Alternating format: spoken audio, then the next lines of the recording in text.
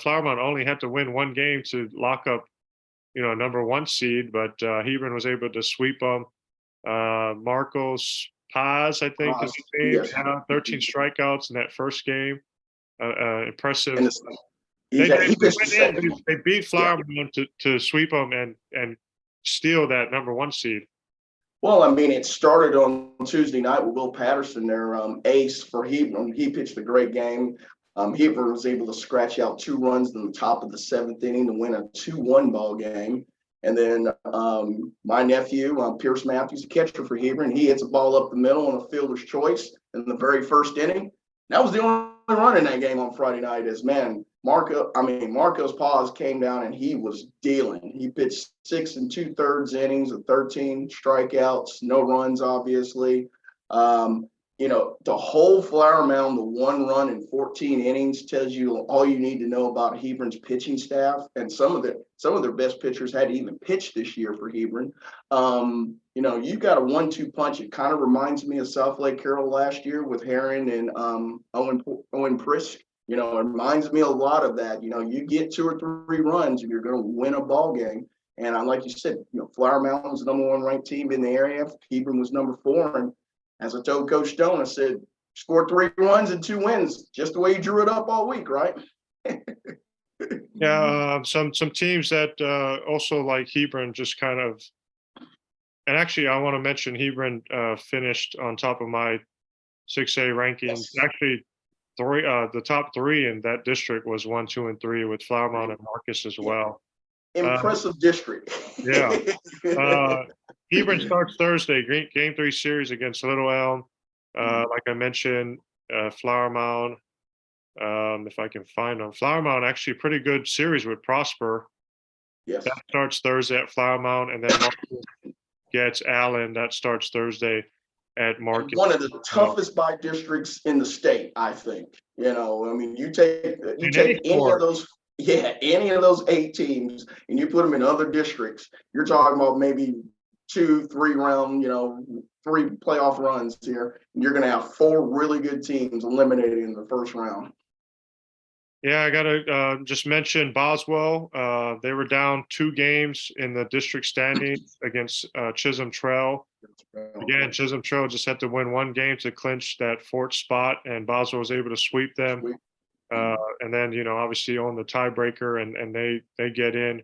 They're going to play Keller in the first round. Timber Creek played a play-in game against Hazlitt Eaton and got a walk-off there, 8-7 win. So they get Weatherford. Weatherford was able to win on Saturday against Pasco to win the district title and 1 seed. Another one that kind of jumps out to me, we got some really good matchups. LD Bell and Byron Nelson.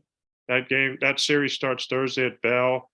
Bell went 11-3 in District 3, 6A, district champs, co-champs. Byron Nelson, these 2 teams have really good pitching. Bell has Matt Wendorf and Cameron Harfaith, if I'm saying those names right. Cameron, actually up for my player of the week, had 17 strikeouts and a 1-hit shutout against Trinity. And then Byron Nelson, they play in that tough district with Carroll and Keller. I've seen Luis Santiago's name quite a bit for Byron Nelson. So that's one of the ones that jumps out here, at least on this side of the Metroplex. Is there one that kind of jumps out to you? Well, I was also going to give props to Keller Fossil Ridge. Michael McCoy had the big 2-run hit against the defending champs South Lake Carroll. And that was that not only, upset a state-ranked team, but you deny them any shot at a 1 seed or a district title. So, yeah. Because they were going to be tied with Keller, going into that. And, that's a huge win for that program there. And, anytime that South Lake Carroll doesn't win district, it's an eye-opener. But, they also have maybe arguably the 2nd best team during this run of South Lake Carroll and Keller in their district. So, but all things going, South Lake Carroll had done the work to tie that district up, and Keller, Michael McCoy says the 2 RBI hit. Says, no, you're the 2nd seed. So it'll be really interesting to see if South Lake, the Dragons get refocused after a game like that. Obviously, stuff like Carroll, has been relying on their hitting a little bit more this year than normal. But Boston Ridge, man, they did all right. That's a tough district, Yeah. as you said. And Salt Lake Carroll, they play a one gamer against a very good Mhm. Pascal team. They actually host that game Friday at 7. And wasn't it last year or the year before they had a really tough game against Pascal in the one, they played on a Friday night when it was a one game set. And I mean, at one time, Pascal was winning in that game. So you're absolutely right. That's a pesky Pascal bunch. They'll be playing South Lake Carroll in the one game elimination. Yeah, I mean, I would probably guess Jared White goes for Carroll. They're led by their twins, Jared and Tyler White. And then Mhm. Pascal, I would probably guess Gabriel Saldivar. I've seen his name a lot on my top performers. So that might be maybe closer game than people might think. But we got a couple minutes here on the call, so just kind of run down a little more. Jesuit against Lamar, Geyer against Coppell. Yeah, I thought that was going to be a really good game. Geyer's a district champ going up against Coppell, finished third. I mean, does that mean it's going to finish fourth? Yeah. That's a good game. That's a really good game on the surface, and it's two perennial teams that are really good baseball. Yeah, keep an eye out on Rockwall. They're another top, in the state rankings in for 6A Region 2. Let's see who else. Rockwall Heat playing Wiley. Yes. Saxey 22 wins against a North Forney team, a very good North Forney team who had to compete with Rockwall and Rockwall Heat. So that might be a pretty good matchup. Then and just to mention before I forget, just watching Monday night, Midlothian Heritage beat Joshua 6-4 in a playing game for the final spot at 8-5A. Unfortunately, they set up a date with Grapevine, who finished in my top 5A rankings. But great pitching for Heritage, Carter Rudenbar and Ryland Figueroa at the end there in relief. Joshua actually had the game tying runs, both in scoring position in the 6th and the 7th, and Heritage was able to keep them off the board. So, yeah.